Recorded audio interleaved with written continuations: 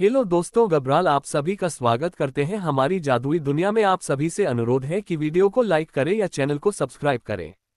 BN. Lahiri एक अमित संस्था ऐसी वक्त हर पल नई कहानियां लिख रहा है के लिए मशाल का काम करेगी। समय कहानियां जो आने वात वही कहानियां नए समय के किरदार गढ़ेंगी, उन्हें हिम्मत देंगी और आगे बढ़ते रहने का मकसद सुझाएंगी। ये जड़ें अपने आप नहीं जमती, इन्हें जमाते हैं कुछ ऐसे जुनूनी लोग जिन्हें भरोसा होता है खुद पर कि दुनिया को बेहतर बनाने के लिए उनके पास बहुत कुछ है। ये अपने आसपास की दुनिया को पहले से खूबसूरत बनाने के लिए अपना सब कुछ झोंक देते हैं। ऐसे लोग हर मुमकिन कोशिश करते हैं कि वे अपनी जिंदगी ऐसे जिए कि आने वाली पीढ़ियों की जिंदगी थोड़ी आसान हो जाए। अपने पीछे वे छोड़ जाते हैं बहुत सारी यादें और कहानियां जो भावी पीढ़ियों के लिए आदर्श बन जाती हैं। दरअसल उनकी पूरी जिंदगी, हर एक उपलब्धि, यहाँ तक कि उनकी असफलताएं भी सीख देती हैं। उनके संघर्ष की कहानियां जहां हमें निरंतर जूझने की ऊर्जा देती हैं, वहीं उनकी सफलताएं एक दिन जीत जाने का विश्वास। ऐसी ही एक कहानी है विश्वनाथ लाहिरी की, जिन्हें बी.एन. लाहिरी के नाम से ज्यादा जाना जाता है। ये अंग्रेजी शासनकाल के उन आला भारतीय अधिकारियों में से थे जिनके सुदृढ़ हाथों में नए नए स्वतंत्र हुए भारत की बदलती व्यवस्था ने आकार पाया था।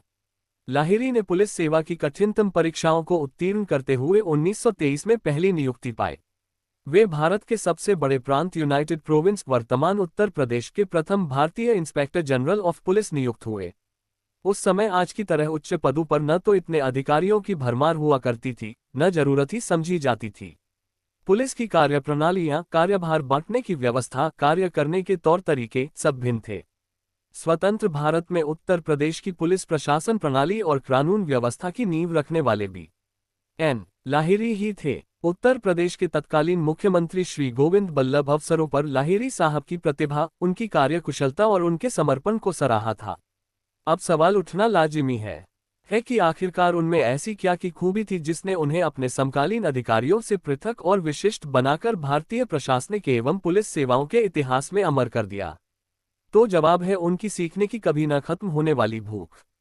हर अधिकारी अपने कार्यकाल में न जाने कितने ही लोगों से मिलता है, उनकी फरियादें सुनता है, कुछ का निवारण कर पाता है तो कुछ का जवाब उसके पास भी नहीं होता। आखिरकार हर अधिकारी होता तो इंसान ही है, गलतियां उससे भी होती हैं। पर सवाल यह है कि वह उन गलतियों पर पर्दा डालने में ज्यादा विश्वास रखता है या फिर उनसे सीख लेकर आगे बढ़ने में। बेशक लाहिरी साहब दूसरे किस्म के इंसान थे। घटना 1934 की है। वे फर्रुखाबाद में एसपी के पद पर नियुक्त थे। वहां देवोत्थान एकादशी के दिन जुआ खेलने का चलन था। माना जाता था कि उस तिथि पर जुआ खेलना आने वाले साल के लिए अच्छा भाग्य लेकर आएगा। लेकिन जुआ खेलना गैर कानूनी था और इसी सिलसिले में वहां का कोतवाल मोहम्मद अयूब लाहिरी साहब के पास पहुंचा। अयूब हस्ताक्षर करवाने के लिए अपने साथ कुछ वारंट भी लाया था। वारंट सादे थे, यहां तक कि जहां छापा मारा जाना था उन घरों की चौहद्दी तक की जानकारी उनमें नहीं भरी गई थी। लाहिरी साहब को ये बात अटपटी लगी। उन्होंने अयूब से इस बारे में सवाल भी किया। अयूब का जवाब था, जुआ खेलने वाले अपने ठिकाने गुप्त रखते हैं। ठिकानों का जैसे जैसे पता चलता जाएगा मैं उन्हें भरता चला जाऊंगा। लाहिरी साहब कोतवाल की कुटिलता समझ न सके। उन्होंने उस पर भरोसा करते हुए सादे वारंट पर दस्तखत कर दिए। निर्धारित दिन धरपकड़ भी की गई, पर यह कार्रवाई गलत तरीके से की गई थी। कई लोग पकड़े गए जिनमें से एक काफी संपन्न परिवार से था। लाहिरी साहब तब आश्चर्य में पड़ गए जब उनको उस मामले में गवाही देने के लिए बुलाया गया। निर्धारित दिन लाहिरी साहब अदालत पहुंचे। उन्हें काफी आदर के साथ वहां बिठाया गया। अभियुक्त पक्ष के वकील उनके पास आए और वारंट दिखाते हुए पूछा, क्या यह आपके हस्ताक्षर हैं? लाहिरी साहब ने पूरे विश्वास के साथ कहा, जी हाँ। अभियुक्त पक्ष के वकील का अगला सवाल था, फिर तो आपने हस्ताक्षर वारंट पढ़कर ही किए होंगे? इस सवाल ने लाहिरी साहब को गहरे द्वंद्व में फंसा दिया। अदालत खचाखच भरी हुई थी। उनका एक जवाब सरकारी पक्ष को बिल्कुल कमजोर कर देता, भरी अदालत में उन्हें मजाक बना देता, सामने बैठे जज से घुड़की मिलना भी तय था। और इन सब से बढ़कर उनकी बेइज्जती होती सो अलग, मगर इन सब से एक झूठ बोलकर बचा जा सकता था। लाहिरी साहब ने जवाब दिया, जी नहीं। वारंट खाली था। वही हुआ जिसका डर था। केस कमजोर पड़ गया। अभियुक्त पक्ष के वकील की आंखों में जीत नाच रही थी। जज साहब के चेहरे पर ऐसे भाव थे मानो उन्होंने इस दुनिया से बाहर की कोई बात सुन ली हो। किंतु इन 5 शब्दों के जवाब ने गवाह के किरदार को इतना मजबूत कर दिया था कि एन लाहिरी अब लाहिरी साहब बनने की ओर एक और कदम बढ़ा चुके थे। देखा जाए तो इंसान के पास हर समय चुनाव करने की आज़ादी होती है। लाहिरी साहब की जिंदगी में भी ऐसे तमाम मौके आए जब वे सही और गलत के दोराहे पर खड़े थे। जहां सच को आसानी से बदला जा सकता था, जहां फक्त किरदार की मजबूती और पक्के ईमान के बल पर फैसला लिया जा सकता था या फिर भीड़ की मानसिकता अपनाई जा सकती थी। सक्रिय और समर्पित। बात मार्च 1930 की है। मिर्जापुर के पास माची नामक एक गांव है। तीन तरफ से पानी के क्षीण सोतों और एक तरफ साल के जंगल से घिरे माची का भूगोल गोलाकार है, जिसकी पृष्ठभूमि में पहाड़ों की एक छोटी सी श्रृंखला है। उन दिनों माची में कई जातियों के लोग एक साथ रहते थे, किंतु ज्यादातर आबादी खरवार जाति की थी। इसके अलावा वहां दो मुसलमान, मोहम्मद बारश और मोहम्मद हुसैन, तथा दो ब्राह्मण बंधु, बिंदेश्वरी और तपेश्वरी परिवार सहित रहते थे। आपस में काफी प्रेम था, यहाँ तक कि उनके घरों बड़ों को आपस में चाचा, मामा आदि कहकर बुलाया करते थे। कुल मिलाकर माची एक शांत और अपने आप में भरा पूरा गांव था, पर जंगल में आग लगाने के लिए एक छोटी सी चिंगारी ही काफी होती है। मोहम्मद बख्श और तपेश्वरी में एक आपसी मुकदमे को लेकर मनमुटाव हो गया। मनमुटाव अंदर ही अंदर दुश्मनी की शक्ल ले रहा था। अब हुआ यूं कि एक दिन मोहम्मद बख्श शिकार के लिए जंगल गया और उसे वहां किसी जानवर की टांग मिली। टांग हिरन की लगती थी, मानो किसी जानवर ने उसके शरीर के अन्य हिस्सों को खाकर टांग छोड़ दी हो। बख्श ने सोचा, बहुत लजीज होगा इसका मांस, पर मेरे लिए ये किस काम की। किसी भी तरह से यह टांग हलाल किए हुए हिरन की नहीं हो सकती और मैं ठहरा 5 वक्त का नमाजी मुसलमान, यही सोचकर उसने टांग अपने हरवाहे ईश्वर को भेज दी।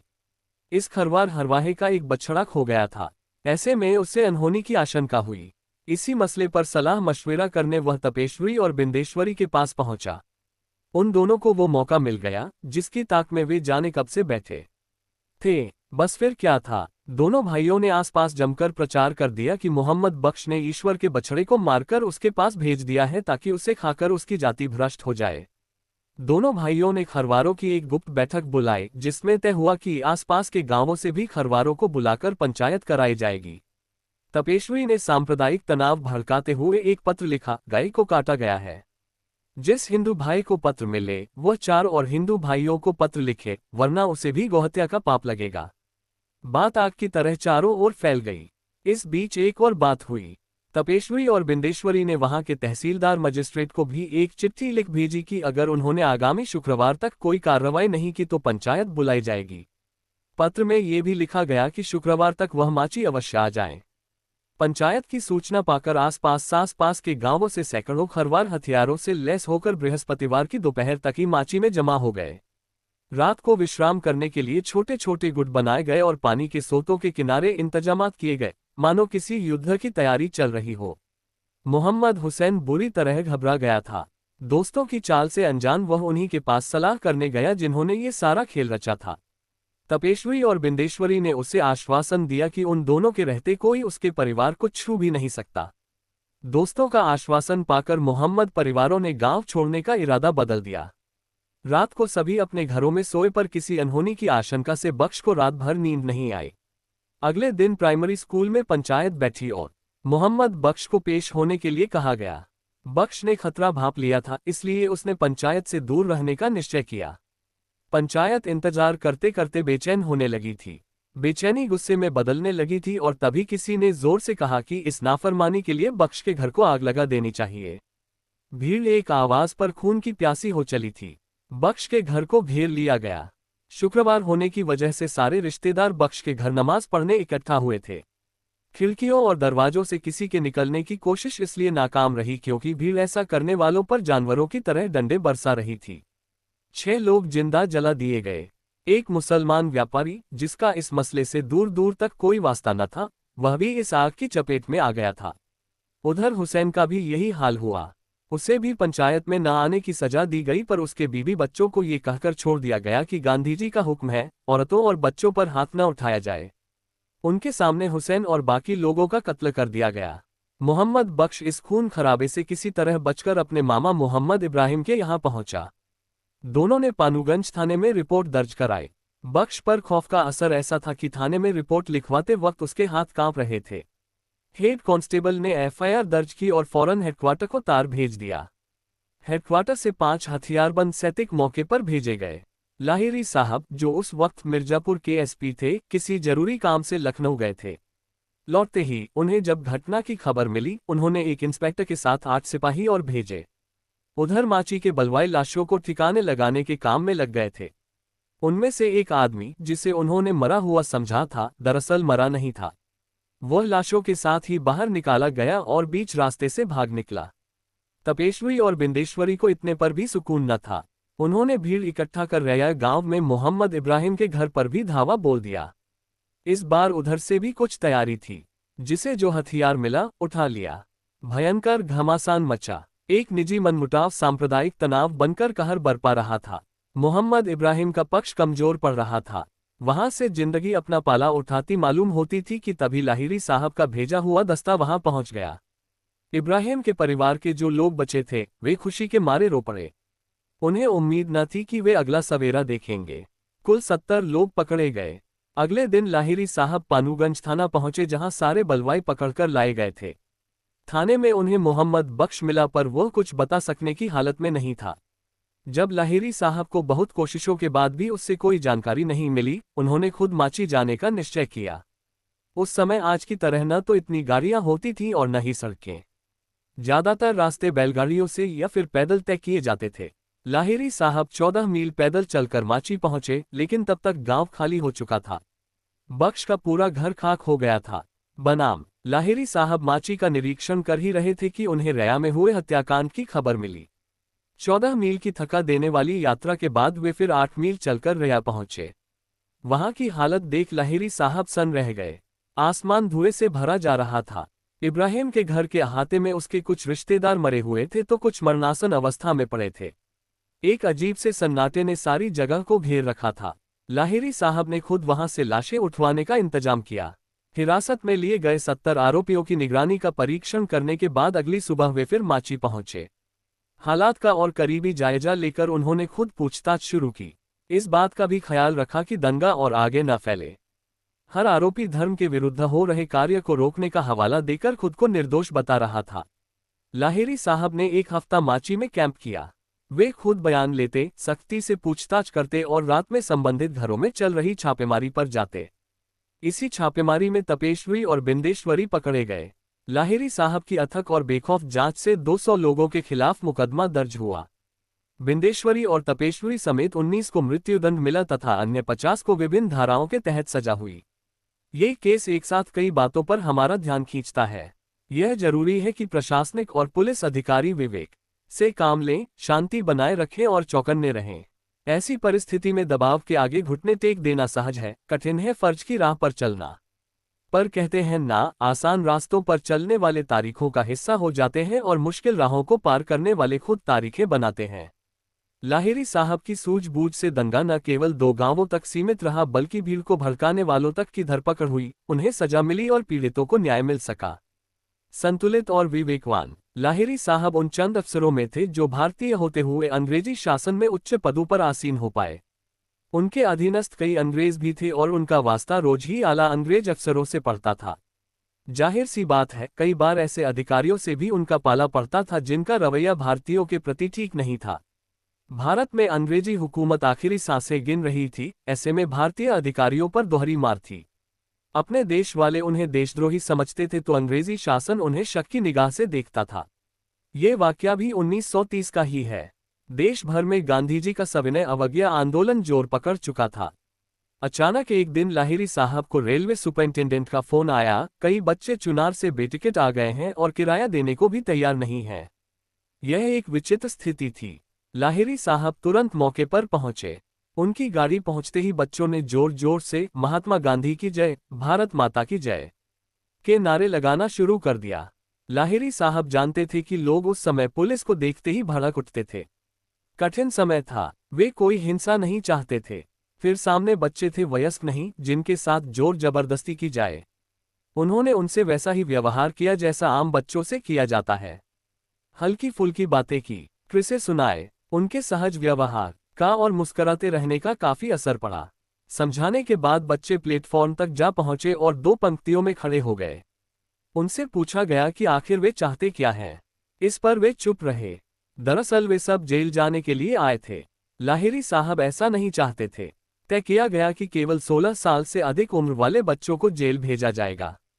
इस पर सभी बच्चों ने कह दिया कि उनकी उम्र 16 वर्ष से अधिक है। विचित्र स्थिति थी। अंत में सबको एक बस में चढ़ाकर शहर के बाहर छोड़ दिया गया। पर वे सब कदमताल करते हुए फिर शहर में चले आए। इस बार शहर में उनका स्वागत किया गया। ऐसा 3 दिनों तक चलता रहा। बच्चों के नए नए जत्थे बेटिकट चुनार से आते और सारे प्रशासन को हैरान कर देते। अंत में लाहिरी साहब ने इलाहाबाद फोन करके इन सूझबूझ से यह मामला बिना सुलझा दिया। चो को वहीं से ट्रेन में चढ़ने से रुकवाया। इस प्रकार उन्होंने अपनी किसी जोर जबरदस्ती के 1932 में लाहिरी साहब मिर्जापुर में ही सेवारत थे। वहां के जिलाधिकारी मिस्टर C.D. वुड उन अधिकारियों में से थे जिन्हें ये गलतफहमी थी कि हर व्यवस्था को बनाए रखने का भार अंग्रेजों पर ही है। वहां ओझला नाले पर हर साल एक मेला लगता था। ये सालाना मेला वहां के उन मल्लाहों के सम्मान में लगाया जाता था जिन्होंने प्रथम विश्वयुद्ध में ईरान और इराक की सीमा पर स्थित यूफ्रेट्स नदी पार करने में अंग्रेजी सेना की मदद की थी।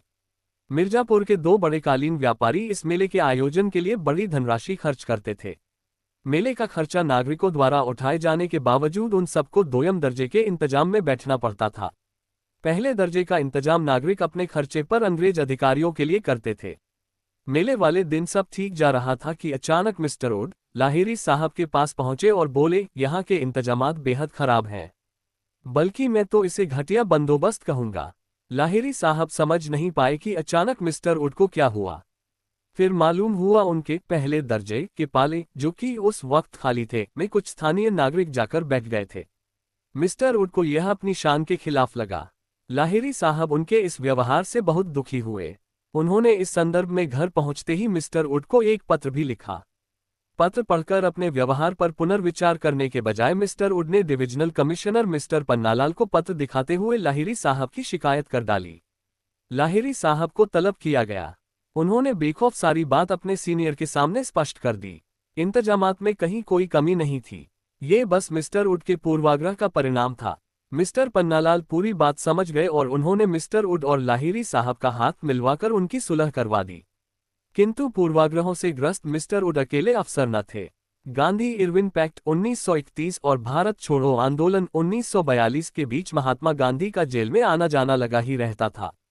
ये वही समय था जब सभी कांग्रेस नेताओं पर अंग्रेजी सरकार की पैनी नजर थी और अधिकांश बड़े नेता जेल में ही थे। ऐसे में महात्मा गांधी से संबंधित किसी भी मसले पर अंग्रेज हुक्मरान जरूरत से ज्यादा अधीर हो उठते थे। ऐसा ही हुआ जब गांधी जी कानपुर से लखनऊ की रेल यात्रा कर रहे थे। बीच में अजगय स्टेशन पड़ता था जहां उनसे मिलने के लिए भारी भीड़ उमड़ पड़ी। भीड़ संभालने के लिए पुलिस की मदद ली गई थी। उस समय लाहिरी साहब उन्नाव के एसपी थे। बंदोबस्त बिना किसी अवांछित घटना के पूरा हुआ। इस बात से पूरा महकमा बहुत खुश था। इस यात्रा के कुछ वक्त बाद अचानक लाहिरी साहब को सीआईडी विभाग के डीआईजी मिस्टर R.A. हॉटन का पत्र प्राप्त हुआ। पत्र में आरोप लगाया गया था कि अजगय बंदोबस्त के दौरान सब इंस्पेक्टर सूरज नारायण ने अपने हाथों से गांधी जी को माला पहनाई। ऐसा साबित होने पर एक संगीन जुर्म बन जाता क्योंकि अंग्रेजी सरकार की नज़र में गांधी जी विद्रोही थे। पत्र का उत्तर न देते तो लाहिरी साहब बड़ी मुसीबत में पड़ जाते। फिर सूरज नारायण एक अच्छे अधिकारी थे। ऐसे में उन्होंने खुद अजगय जाकर मालूमात करना ठीक समझा। पड़ताल के बाद पता चला कि उस दिन जब गांधी जी की गाड़ी स्टेशन पहुंची तो प्लेटफॉर्म पर फूल मालाओं के साथ भारी भीड़ उमड़ पड़ी। व्यवस्था बनाए रखने के लिए सूरज नारायण खुद गांधी जी की खिड़की के बगल में जा पहुंचे। लोगों द्वारा फेंकी जा रही फूल मालाएं सूरज नारायण पर भी गिरी और उन्होंने उन मालाओं को गांधी जी के हाथों में दे दिया। इसी तरह लोगों ने गांधी जी को देने के लिए दान इत्यादि भी सूरज नारायण के हाथों में ही रख दिया था। इससे भगदड़ मचने की आशंका कम हुई। किसी ने भी सूरज नारायण को खुद गांधी जी को माला पहनाते नहीं देखा था। सूरज नारायण निर्दोष साबित हुए थे। वापस आने पर लाहिरी साहब ने जो पड़ताल की वही रिपोर्ट में लिखकर मिस्टर हॉटन को भेज दी। मिस्टर हॉटन इस जवाब से संतुष्ट न थे। उन्होंने दबे लहजे में ही सही पर लाहिरी साहब पर पक्षपातपूर्ण होने का आरोप लगा दिया। किंतु लाहिरी साहब ने अपना पक्ष साक्ष्यों के साथ रखा था। उनके इस व्यवहार ने महकमे में आला अधिकारियों के अपने जूनियर के प्रति सहयोग और उससे भी ज्यादा सत्यनिष्ठा के प्रति अपने समर्पण का नया उदाहरण स्थापित किया। चुनौतियां स्वीकारने वाला। सन 1947 में भारत आजाद हुआ। अंग्रेजी सरकार भारत छोड़कर जा तो रही थी, पर अंग्रेज हुक्मरानों का मानना था कि उनके जाते ही देश की शासन व्यवस्था चरमरा कर गिर जाएगी। लॉर्ड माउंटबेटन ने गवर्नर जनरल का पद त्यागने से पूर्व लखनऊ से कानपुर की यात्रा की थी। तैनात पुलिसकर्मियों में से एक कांस्टेबल सावधान नहीं हो पाया था तो लॉर्ड माउंटबेटन ने उत्तर प्रदेश के तत्कालीन गवर्नर से कहा था, इनका अभी से यह हाल है। आईजी पद का नया नया कार्यभार संभालने वाले लाहिरी साहब ने इस टिप्पणी को चैलेंज की तरह लिया। उस समय भारतीय पुलिस अपने संक्रमण काल में थी। ऐसे में जरूरी था कि पुलिस को पुनः संगठित ही नहीं, पुनः निर्मित भी किया जाए। इस पुनर्गठन का फायदा उठाकर उत्तर प्रदेश के कुख्यात डाकू जगह जगह हरकत में आ गए। उन्हें पकड़ने के लिए एक व्यापक अभियान छेड़ा गया। आगरा, एटा, बदायूं, फर्रुखाबाद, शाहजहांपुर सभी इलाकों में पुलिस को भारी मशक्कत करनी पड़ी। तब तक बंटवारा भी हो चुका था। पूर्वी और पश्चिमी पाकिस्तान से आए शरणार्थियों की समस्याएं भी जटिल थीं। उनके साथ पाकिस्तान में जिस प्रकार का व्यवहार हुआ था, उससे वे भयंकर आक्रोश में थे और शांत बैठना नहीं चाहते थे। पुलिस को कभी कभी तो बहुत कम समय के नोटिस पर ही प्रदेश के कई कई हिस्सों में एक साथ जाना पड़ता था। विभागीय लोगों की भारी कमी महसूस होने लगी। समय पुनरावलोकन का भी था। व्यवस्था कायम रखना वाकई मुश्किल होता जा रहा था। इन्हीं हालात में उस समय मेलों, त्योहारों के प्रबंध और सांप्रदायिक दंगों पर काबू पाने के लिए पीएसी की 11 बटालियनों का गठन हुआ। यही नहीं, लाहिरी साहब के प्रयासों से राज्य सरकार ने अतिरिक्त कंपनी नियुक्त करने की मंजूरी भी दे दी। पीएस बड़ीई में 11 बटालियनों के आधार पर 86 कंपनियां बनाई गईं। इनमें से 50 को केवल प्रोन्नत ही नहीं किया गया बल्कि आधुनिक प्रशिक्षण के साथ विकसित कर सुविधाओं से लैस भी किया गया। इन्हें रिकॉर्ड समय में तैयार किया गया था। अपने गठन के 3 महीने के भीतर ही पीएस बड़ीई बल ने काम भी शुरू कर दिया। जल्द ही उत्तर प्रदेश पीएस बड़ीई बल ने अपना लोहा देश भर में मनवा लिया और कई राज्यों से इनकी मांग होने लगी। सन 1952 में लाहिरी साहब की इस कोशिश का रंग पूरा निखर कर आया जब तत्कालीन प्रधानमंत्री पंडित जवाहरलाल नेहरू उत्तर प्रदेश पुलिस और पीएस बड़ीई को ध्वज प्रदान करने लखनऊ आए। भव्य आयोजन हुआ। इस आयोजन को लगभग 50,000 लोगों ने एक साथ देखा। इस आयोजन में पं. नेहरू ने मुक्त कंठ से उत्तर प्रदेश पीएस बड़ीई बल की प्रशंसा की। उन्होंने कहा, हर बार जरूरत पड़ने पर उत्तर प्रदेश पीएस बड़ीई बल न केवल अपने प्रांत के लिए बल्कि हर उस प्रदेश की जरूरत के लिए खड़ा हुआ है जहां से मदद की गुहार आई हो। इनका काम अत्यंत सराहनीय रहा। उत्तर प्रदेश पुलिस महकमे और पीएस बड़ीई बल की इस उपलब्धि पर पंडित नेहरू ने लाहिरी साहब को व्यक्तिगत बधाई भी दी। 1942 में उत्तर प्रदेश के पूर्वी भाग में पुलिस दल के वायरलेस विभाग की स्थापना हुई। यह अपने आप में एक महत्वपूर्ण स्थान रखता था।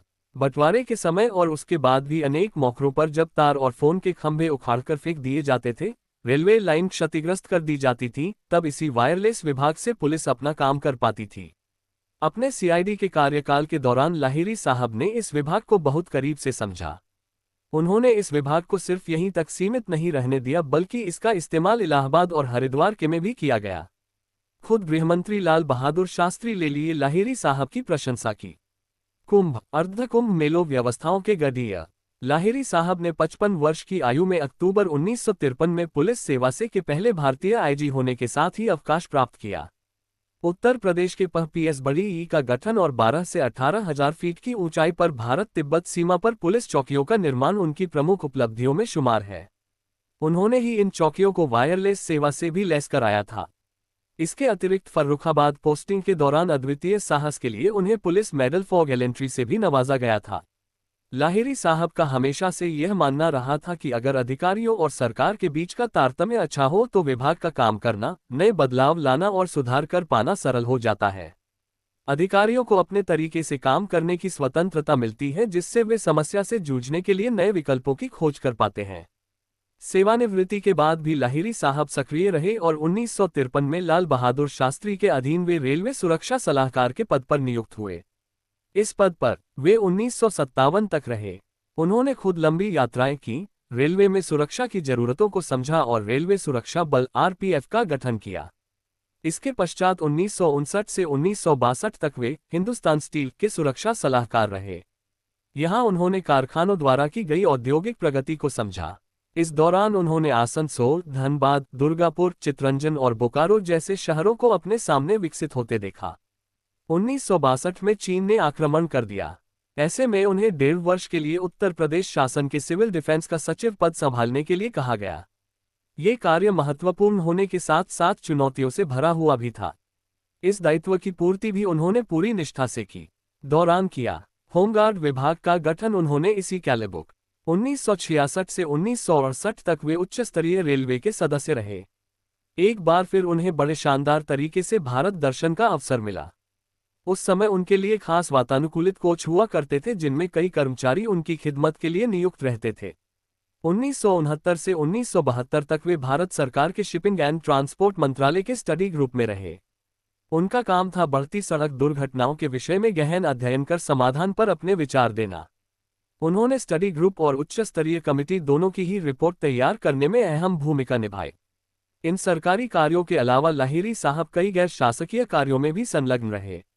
वे 1953 से 1973 तक Uttar Pradesh scout and guide संस्था के स्टेट चीफ कमिश्नर रहे। इस दौरान उन्होंने इलाहाबाद में Bharat scout and guide high school की स्थापना की। Bharat scout and guide high school Allahabad के सर्वश्रेष्ठ विद्यालयों में से एक है। 1963 से 1971 तक वे संघ लोक सेवा आयोग के निमंत्रण पर विभिन्न सेवाओं के चयन के इंटरव्यू बोर्ड में भी रहे। लाहिरी साहब ने अपनी जीवनी बिफोर एंड आफ्टर लिखी। उनका मानना था, जीवन में जब तक अपना काम आनंद के साथ किया जाए, उम्र आपको पछाड़ नहीं सकती। वे जीवन इसी फलसफे पर जीते थे कि आदमी उतना ही वृद्ध होता है जितना वह अनुभव करता है। जीवन के अंतिम समय तक उन्होंने बागबानी, बच्चों के साथ हिलने मिलने और पढ़ने पढ़ाने के शौक को जिंदा रखा। उन्होंने अपने सामने पूरी कानून व्यवस्था को कई बार बदलते देखा। अनेक बड़े बदलावों का वे खुद हिस्सा रहे और कई बार तो इन बदलावों की नींव भी उन्होंने स्वयं डाली। ऐसे अफसर समाज के सामने समर्पण और जिंदादिली की नई मिसाल कायम करते हैं। ये ध्रुवतारा होते हैं जो आने वाली पीढ़ियों को रास्ता दिखाते हैं। लाहिरी साहब ने पिछड़े और अव्यवस्थित समाज को कभी दोष नहीं दिया, बल्कि जो कम था, अपूर्ण था, उसे मुकम्मल करने में आजीवन लगे रहे, जिए और अपने पीछे प्रेरणा का एक अविरल सोता छोड़ गए।